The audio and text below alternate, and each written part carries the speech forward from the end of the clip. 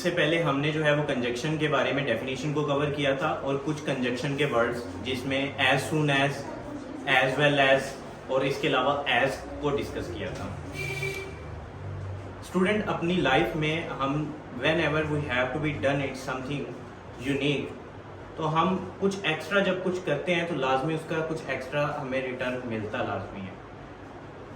सो अपनी लाइफ में again I repeated, मैं हर लेक्चर में अपने लाजमी ये कहता हूँ ताकि आपके जहनों में ये बात बैठ जाए कि जब तक आप कुछ करोगे नहीं ना तब तक कुछ होगा नहीं। अब ज्यादातर 99% लोग जो हैं वो कुछ करते ही नहीं है और उससे पहले ही अज़म कर लेते हैं कि ऐसे करेंगे तो हमारे साथ ऐसा हो जाएगा, ऐसे करेंगे तो हमारे साथ ऐसा हो जाएगा। करते नहीं है, पहले अजम्पशन कर रहे हैं। वो किसी ने क्या खूब कहा था कि कहीं पहुंचने के लिए कहीं से निकलना पड़ता है। सो जब तक आप कुछ चीज when you have nothing to be do it unique in your, अब सभी जो काम कर रहे हैं आप भी वही करते जाओगे तो आप उन्हीं की लाइन में ही शामिल होगे, यूनिक नहीं होगा। सो लाजमी कुछ अलग सीखें, अलग करें और डरे नहीं। हमेशा जब भी कोई काम हो ना तो उसके दोनों एंड सोच लिया करें। मैं हमेशा जब भी अपनी लाइफ में कोई भी एक एक्ट नया परफॉर्म करना हो या कोई काम करना हो, सो मैं उसको करने के लिए ना दो तरह की सोच रखता हूँ। अच्छे से अच्छा होगा तो क्या होगा और बुरे से बुरा होगा तो क्या हो जाएगा। अब बुरे से बुरा क्या है कि आप रोजाना अगर 30 मिनट 20 मिनट यहाँ पर दे रहे हो तो बुरे से बुरा आपके साथ क्या हो जाएगा। क्या हो जाएगा आपके साथ बुरे से बुरा? कुछ नहीं, बल्कि कुछ नया सीखने को भी मिल जाएगा। ठीक है, तो ये अच्छा ही होगा, बुरा इसमें कुछ भी नहीं है। खैर, टॉपिक की तरफ चलते हैं। तो हमने कुछ कंजक्शंस को सीखा था।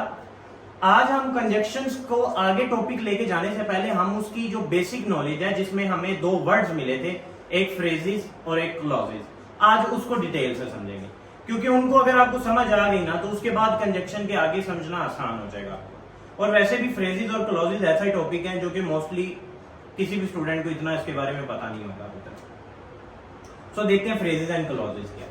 अगेन ए रिपीटेड कंजक्शन है क्या? कंजक्शन एक ऐसा ज्वाइनिंग वर्ड है जो मुख्तलिफ अल्फाजों को, फ्रेजेस को या क्लॉजेस को और इवन आप यहां पे कह सकते हो सेंटेंस को भी जो है ना आपस में जोड़ता है। अब हमारे पास फ्रेज क्या है और क्लॉज क्या है, इनमें फर्क क्या होता है? फ्रेज जो है is a group of word with no meaning. Phrase एक ऐसा वर्ड है, एक ग्रुप ऑफ वर्ड होगा लेकिन उनकी कोई मीनिंग नहीं बन रहा होगा, कोई सेंस नहीं बन रही होगी, कोई सेंटेंस कंप्लीट नहीं हो रहा होगा। अब सेंटेंस कंप्लीट होने के लिए हमें किन चीजों की नीड होती है? सब्जेक्ट, वर्ब की और फिर ऑब्जेक्ट की। ऑब्जेक्ट वैसे भी ऑप्शनल होता है, अगर ऑब्जेक्ट ना भी लगाए ना तो सब्जेक्ट और वर्ब होना लाजमी है। लेकिन फ्रेज के अंदर ना तो सब्जेक्ट होगा और ना ही वर्ब होगा। अगर सब्जेक्ट भी ना हो और वर्ब भी ना हो, उस वक्त जो वर्ड आएगा आप उसको कहोगे फ्रेज। क्या कहोगे उसको? फ्रेज। एग्जाम्पल ले लेते हैं, जैसे कि मैंने एक लिखा sentence, I will meet at home और एट ऑफिस। मैं तुमसे जो है वो घर पर या फिर तुम्हारे ऑफिस में मिलूंगा। अब यहां पर जो हमारे पास वर्ड है at home and at office, home और ऑफिस, एट होम और एट ऑफिस, ये दोनों जो है एट होम घर पर, एट ऑफिस ऑफिस। कोई सब्जेक्ट है इसमें, कोई वर्ब है? तो ऐसे वर्ड्स जिनमें कोई सब्जेक्ट ना आ रहा हो, कोई वर्ब ना आ रहा हो, सिर्फ वो अपने आप को एक सेंटेंस को कंप्लीट करने के लिए अंदर लेके आ रहे हो, तो उनको हम कहते हैं फ्रेज। क्या कहते हैं उनको? फ्रेज कहते हैं।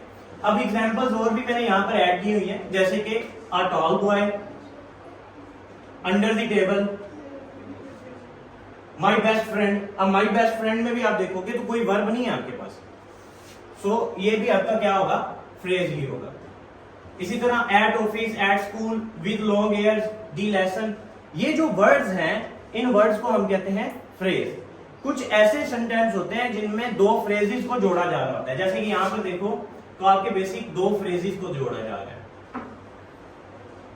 तो फ्रेजेस को जोड़ने वाला भी क्या होता है? कंजक्शन। ठीक है, फ्रेज क्लियर हो गया। फ्रेज एक ऐसे वर्ड्स होते हैं जो कि मीनिंगलेस होते हैं। जो कि क्या होते हैं? मीनिंगलेस किस सेंस में कि उनका कोई सेंटेंस कंप्लीट नहीं हो रहा होता, वो जस्ट एक वर्ड्स होते हैं, ग्रुप ऑफ वर्ड। ठीक है। क्लॉज क्या होते हैं? क्लॉज जो है ये ग्रुप ऑफ वर्ड्स होते हैं, लेकिन ये इनके पास सब्जेक्ट भी होता है और वर्ब भी होता है। सब्जेक्ट और वर्ब नहीं था तो हमारा बन गया फ्रेज। अगर सब्जेक्ट और वर्ब होगा तो वो बन जाएगा क्लॉज। अच्छा, क्लॉज में ना दो तरह की कंडीशन है, इनके मीनिंग्स हो भी सकते हैं और इनके मीनिंग नहीं भी हो सकते। अब ये कैसे पता चलेगा कि सर किनके मीनिंग्स होंगे और किनके नहीं मीनिंग्स होंगे? अगर मीनिंग नहीं होंगे तो वो तो फिर फ्रेज बनना चाहिए था, आपने फिर क्लॉज क्यों कहा है? यही आपके माइंड में क्वेश्चन आ रहा होगा। देखो, क्लॉज के लिए एक चीज लाजमी है, सब्जेक्ट वर्ब। फ्रेज में सब्जेक्ट और वर्ब नहीं होगा, अगर सब्जेक्ट और वर्ब ऐड कर दिया तो वो फिर फ्रेज नहीं रहेगा। क्लॉज में सब्जेक्ट और वर्ब होगा, कुछ का उनका मीनिंग बन जाएगा, कुछ का उनका मीनिंग नहीं बनेगा। किस सेंस में, वो हम आगे समझते हैं जरा यहां पर। जैसे कि अब टाइप्स ऑफ क्लॉज में हमें क्लियर होगी ये बात। क्लॉज दो तरह के होते हैं, एक होता है डिपेंडेंट क्लॉज और एक होता है इंडिपेंडेंट क्लॉज। डिपेंडेंट क्लॉज और इंडिपेंडेंट क्लॉज में फर्क क्या होता है? बेसिकली जो डिपेंडेंट क्लॉज होता है वो मीनिंगलेस होता है और जो इंडिपेंडेंट क्लॉज होता है वो मीनिंगफुल होता है। अभी हम सेंटेंस के थ्रू समझते हैं।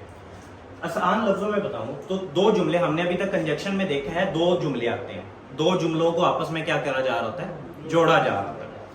अब अगर एक जुमले को इन्हसार करना पड़ जाए दूसरे के ऊपर, एक जुमले को इन्हसार करना पड़ जाए दूसरे के ऊपर, तो वो फिर जो करने वाला है वो हो जाएगा डिपेंडेंट, कि वो डिपेंड है अगले पर, और जो अकेला भी आके खुश है वो हो जाएगा इंडिपेंडेंट। एग्जाम्पल लेते हैं, if he come I will go. अब देखो जरा, अगर वो आएगा तो आई विल गो, मैं चला जाऊंगा, ठीक है। अगर वो आएगा, बात कंप्लीट नहीं हुई तो क्या होगा भाई? अगर वो आएगा की होएगा भाई साहब, क्या हो जाएगा ज्यादा से ज्यादा, ठीक है। तो अब हमें क्लियर नहीं है कि अगर वो आएगा तो क्या होगा, तो क्वेश्चन मार्क है, यानी इसने अपना मीनिंग कंप्लीट नहीं किया, तो ये कौन सा चला जाएगा? Dependent clause. अब इसको उल्टा, इसको देखो, आई विल गो, मैं चला जाऊंगा, बात कंप्लीट हो गई, ये हो जाएगा इंडिपेंडेंट क्लॉज। Independent clause. इसमें एक चीज आप नोट करो, ही क्या है? सब्जेक्ट, कम क्या है? वर्ब। सब्जेक्ट भी आ गया, वर्ब भी आ गया, तो ये फिर फ्रेज बन सकता है? नहीं, ये क्या होगा? क्लॉज। और क्लॉज कौन सा होगा? ये इंडिपेंडेंट क्लॉज, ठीक है। इसमें भी देखो, सब्जेक्ट और यहाँ पे क्या आ गया? वर्ब। तो ये भी हमारे पास क्या बन गया? क्लॉज। और कौन सा क्लॉज बन गया यहाँ पे? Independent clause. यानी कि फ्रेज के अंदर ना तो सब्जेक्ट होगा ना ही वर्ब होगा, लेकिन क्लॉज के अंदर सब्जेक्ट भी होगा और वर्ब भी होगा। अब डिपेंड करता है कि वो डिपेंडेंट है या वो इंडिपेंडेंट। अब इसी तरह आगे वाले आप लोगों ने मेरे साथ करवाते जाने। आल्दो अगरचे शी वाज टायर्ड, वो थकी हुई थी, शी कंप्लीटेड इट, लेकिन उसने अपना काम मुकम्मल किया। आप देखें जरा, अब दो हिस्सों में तोड़ दो। आल्दो शी वाज टायर्ड, अगरचे वो थकी हुई थी, तो क्या हुआ? क्या किया? बात कंप्लीट नहीं है कि अगर वो थकी हुई थी, जैसे although she was tired she completed it. So यहां पर जो हमारे पास शी वाज टायर्ड, अगरचे वो थकी हुई थी, तो अभी बात कंप्लीट नहीं है, तो ये कौन सा क्लॉज हो जाएगा? Dependent clause. ये क्या हो जाएगा? डिपेंडेंट, यानी ये डिपेंड कर रहा है अगले पर। शी कंप्लीटेड हर वर्क, उसने अपना काम कंप्लीट कर लिया, ये कौन सा बन जाएगा? Independent clause. नेक्स्ट आप लोगों ने बताना है, if you studied hard you will pass the exam. अगर तुम मेहनत करोगे तो क्या होगा? अभी तक यानी कि बात कंप्लीट नहीं है, तो ये कौन सा होगा क्लॉज? Dependent clause. क्या होगा ये? यानी ये डिपेंड कर रहा है आपके पर, तो ये डिपेंडेंट क्लॉज हो जाएगा। And you will pass the exam, ये आपके पास हो जाएगा independent clause. As soon as bell rang student left the room. अच्छा ना, इसमें बाकी आप लोगों ने कर लेना, मैं आपको इसमें एक और वैसे जनरल बात बता देता हूं। जो जिसके साथ कंजक्शन आ जाता है वो हमेशा कैटेगरी ऑफ डिपेंडेंट में चला जाता है, लेकिन ऐसा भी हो सकता है कि कुछ ऐसे भी केसेस हैं जिसमें दोनों ही इंडिपेंडेंट आ जाए, दोनों ही इंडिपेंडेंट आ सकते हैं, ये भी एक केस हो सकता है। अब इसके लिए ना जो है वो कोऑर्डिनेट कंजक्शंस का ज्यादा इस्तेमाल होता है, वो मैं आप जनरल से बता देता हूं, बाकी हमारे आगे वाले लेक्चर्स में इस पर हम डिटेल से भी बात करेंगे। लाजमी नहीं है कि आपके क्लॉजेस में हमेशा जो है वो एक डिपेंडेंट और एक इंडिपेंडेंट हो। कुछ में जो है वो आपके पास हो सकते हैं दोनों इंडिपेंडेंट, जैसे कि इनके में जो वर्ड यूज होते हैं वो fan voice, F for and, nor, but, और, येट और सो। ये वर्ड्स अक्सर यूज होते हैं उनके लिए जहां पर दोनों जगह पर दोनों तरफ इंडिपेंडेंट क्लॉज हो, दोनों तरफ इंडिपेंडेंट क्लॉज होते हैं, तो वो मोस्टली ये यूज होते हैं। बाकी इन पर हम डिटेल से बात करेंगे। यहां तक क्लियर हो गया स्टूडेंट्स आपको? अगेन मैं यहां तक रिपीट कर रहा हूं। हमने देखा कि कंजक्शन जो है वो फ्रेजेस और क्लॉजेस को जोड़ता है। तो हमने देखा कि फ्रेजेस उनको कहा जाता है जिनका कोई मीन नहीं बनता, और क्लॉज उनको कहा जाता है जो कि सब्जेक्ट और वर्ब रखते हैं और एक कंप्लीट सेंस दे रहे होते हैं। अब क्लॉजेस की भी दो टाइप्स आई, डिपेंडेंट क्लॉज और इंडिपेंडेंट क्लॉज। डिपेंडेंट क्लॉज उन क्लॉजेस को कहा गया जो कि मीनिंगलेस थे, अपनी बात को कंप्लीट नहीं कर रहे थे, उनको कंप्लीट करने के लिए अगले सेंटेंस की या अगली बात की जरूरत पड़ रही थी। और इंडिपेंडेंट क्लॉज वो वाले क्लास थे जिनको फर्दर कोई भी किसी चीज की जरूरत नहीं है, अगर वो अकेले भी आए तो वो अपनी बात को समझा जाते हैं, कंप्लीट कर देते हैं। उसमें हमने कुछ एग्जाम्पल्स देखी।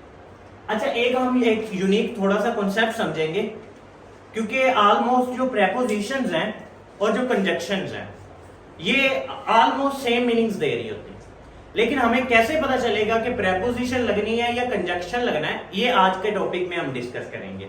एक छोटी सी ये यूनिक चीज समझेंगे कि हमें कैसे पता चलेगा कि प्रेपोजिशन लगेगी या कंजक्शन। जैसे कि एक एग्जांपल लेते हैं। अब यहां पर ये इंस्पायर्ड जो है ये प्रेपोजिशन है, बाकी प्रेपोजिशन पे हमारा डिटेल लेक्चर आएगा, वो इसी यूट्यूब में भी आपको प्लेलिस्ट में मिल जाएगा। हम उस पर प्रेपोजिशन के हर एक वर्ड पर डिटेल के साथ बात करेंगे। सो प्रेपोजिशन है और जो आल्दो है ये कंजक्शन है। इसी तरह यहां पर भी ये कंजक्शन है और ये हमारे पास प्रेपोजिशन है। अब ये दो सेंटेंस है, एक में यहां पे कंजक्शन यूज होगा, एक में प्रेपोजिशन होगा। अब कैसे पता चलेगा कि किस पर कंजक्शन यूज होना है और किस पर जो है वो प्रेपोजिशन यूज होना है? जैसे कि ऑल्दो या in spite of, he worked hard, he failed. Okay, अब एक और है हमारे पास, ऑल्दो या इंस्पाइट, इन दोनों में से एक वर्ड आएगा, वर्किंग हार्ड, ही फेल्ड। अच्छा, ऊपर वाले में देखें तो क्या ये क्लॉज बन रहे हैं कि नहीं बन रहे? He worked hard, he failed, बन रहे हैं क्लॉज। ही आ गया आपके पास सब्जेक्ट, वर्कड आपके पास क्या आ गया? वर्ब आ गया। तो ये क्लॉज नहीं बन रहा, ये भी क्लॉज बन रहा है, सब्जेक्ट और वर्ब। तो ये भी क्लॉज बन रहा है कि नहीं बन रहा? तो दो क्लॉजेस को जोड़ने वाले के लिए हमें किस चीज की जरूरत पड़ती है? कंजक्शन की। कंजक्शन ही जो है वो आपके दो क्लॉजेस को जोड़ता है। तो यहां पर क्या ऐड होगा? ऑल्दो। ऑल्दो क्यों ऐड हुआ है? क्योंकि यहां पर दो क्लॉजेस थे। याद रखना, हमेशा क्लॉजेस को जोड़ने वाला क्या होगा? कंजक्शन। अब दूसरे में देख लो, इंस्पायर्ड या although, working hard, he failed. अब यहां पर जो वर्किंग हार्ड है, ये वर्किंग यहां पर एक्ट एज अ करेगा नाउन, और नाउन के साथ आईएनजी ऐड कर दो तो क्या बनता है? जेरेंड। ये हमने लास्ट टॉपिक में भी डिस्कस किया था और इसकी आपको जो है वो प्लेलिस्ट में भी मिल जाएगा, जेरेंड और प्रेजेंट पार्टिसिपल और पास्ट पार्टिसिपल के ऊपर। सो यहां पर ये एक्ट एज अ नाउन करेगा, जेरेंड है। प्रेपोजिशन की खासियत है, अब यहां पर लगेगा प्रेपोजिशन। प्रेपोजिशन की खासियत है कि जब भी प्रेपोजिशन वाला वर्ड ऐड होता है तो वो अपने फौरन बाद या तो सब्जेक्ट लेके आता है या तो ऑब्जेक्ट लेके आता है। सब्जेक्टिव केस या ज्यादातर ऑब्जेक्ट ही लेके आता है, और ऑब्जेक्ट या सब्जेक्ट वो किस फेज में होते हैं? या तो नाउन होंगे या तो प्रोनाउन होंगे। ठीक है, अब यहां पर फौरन आया है नाउन, तो यहां पर क्या लगेगा आपका? प्रेपोजिशन। कंजक्शन ही लग सकता। कंजक्शन यहां सिर्फ फ्रेजेस को जोड़ता है और क्लॉजेस को जोड़ता है, उसको अपने बाद पूरा एक सब्जेक्ट और वर्ब की कैटेगरी को लेके आना पड़ता है। तो यहां पर फॉरन नाउन आ रहा है, दैट्स व्हाई हम ऑल्दो नहीं यहां पर यूज करेंगे, यहां पर क्या यूज करेंगे? इंस्पायर्ड यूज करेंगे। ये एक छोटी सी बात थी, बाकी हम प्रेपोजिशन के ऊपर जो है वो डिटेल लेक्चर लाएंगे। उसमें आपको पूरी एक सीरीज में प्रेपोजिशन मिल जाएगा, उसमें आप सीखेंगे कि कहाँ पे आपका प्रेपोजिशन यूज होना है, कैसे यूज होना है।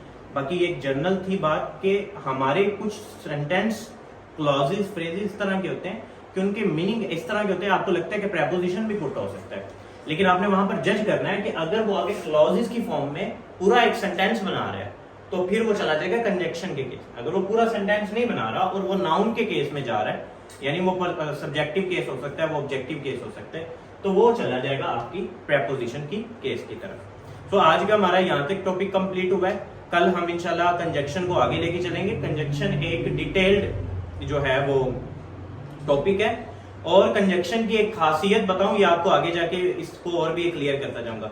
कंजक्शन को जो है वो वफादार टॉपिक कहा जाता है।